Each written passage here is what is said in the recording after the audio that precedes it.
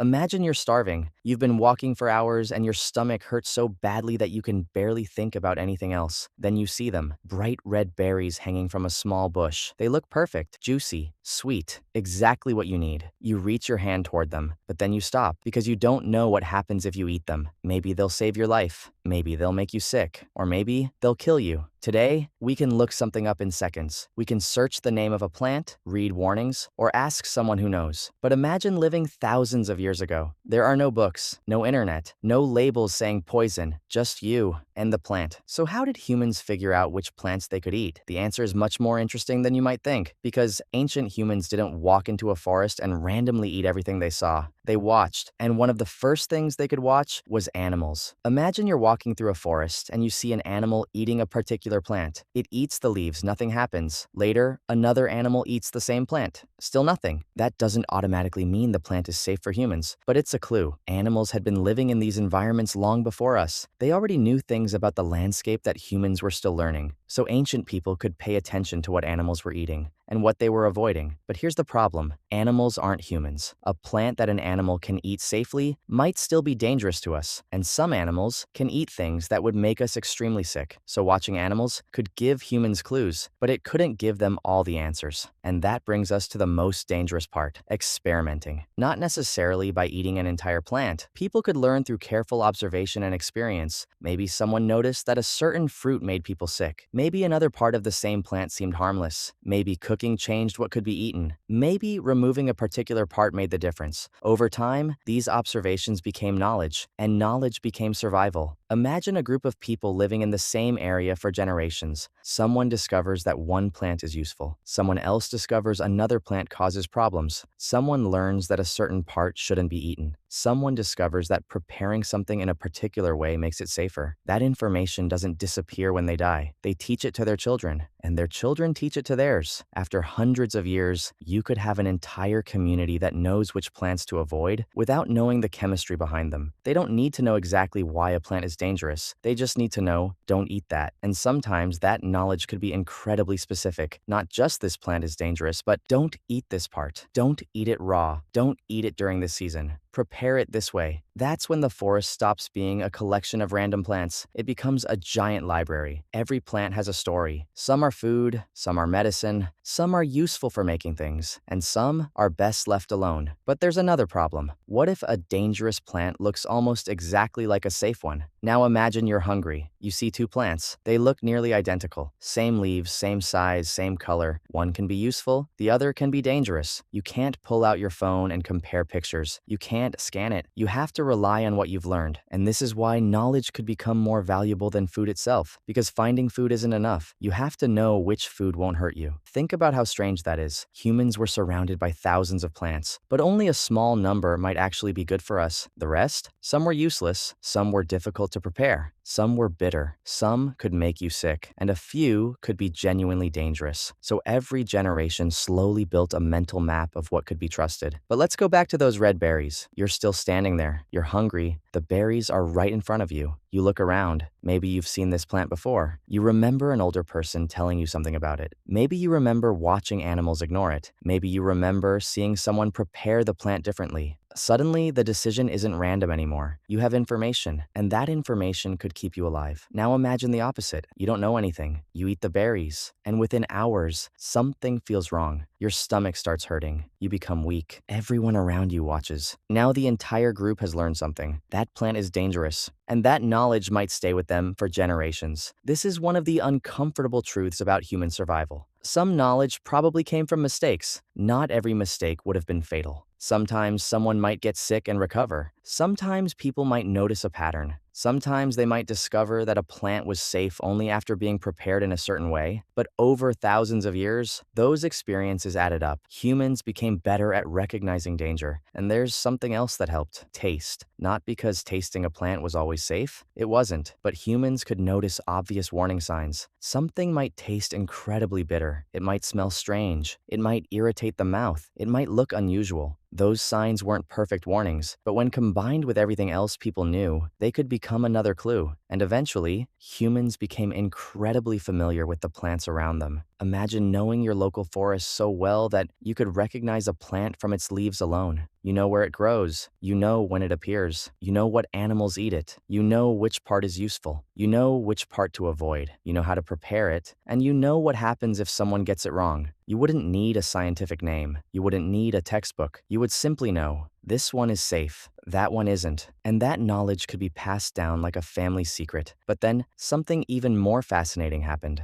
Humans didn't just learn which plants were dangerous, they learned how to use plants. Plants became food, medicine, tools, fibers, dyes, materials, even poisons used for hunting in some cultures. The same natural world that could kill you could also become one of your greatest advantages. And that's why ancient humans had to become experts at paying attention, because the forest wasn't simply trying to feed them. It wasn't trying to kill them either. It didn't care. It was just there, and humans had to figure out how to live inside it. Now imagine taking a modern person and dropping them into that same environment. Give them no phone, no internet, no supermarket, no packaged food, just trees, plants, berries, roots, and mushrooms. Suddenly, the world becomes terrifying because almost everything looks like a possible meal and a possible mistake. But an ancient person who had grown up there would see something completely different. They wouldn't see thousands of unknown plants. They'd see familiar ones. They'd know where the food was. They'd know what to avoid. They'd know when certain plants appeared. They'd know what animals ate. They'd know which places were safe. The forest that looks impossible to us was home to them. And that might be the biggest secret behind their survival. They didn't magically know which plants were poisonous. They learned, they watched, they remembered, they made mistakes, they listened to older generations, and they passed that knowledge forward, generation after generation, until something that was once a terrifying mystery became common knowledge. So let's return to those berries one last time. You're standing in the forest, you're hungry. The berries are bright red. You reach toward them, but now you know something you didn't know before. The real question isn't, does this look edible? The real question is, what have we learned about it? Maybe you recognize the plant. Maybe you know it's safe. Maybe you know exactly how to prepare it. Or maybe you remember the warning you've heard your entire life. Don't eat those. You pull your hand away. You keep walking. A few minutes later, you find something you recognize. Food. Something you know won't kill you, and suddenly, that simple meal means much more than it seems. Because behind it are generations of people who watched the land, learned its secrets,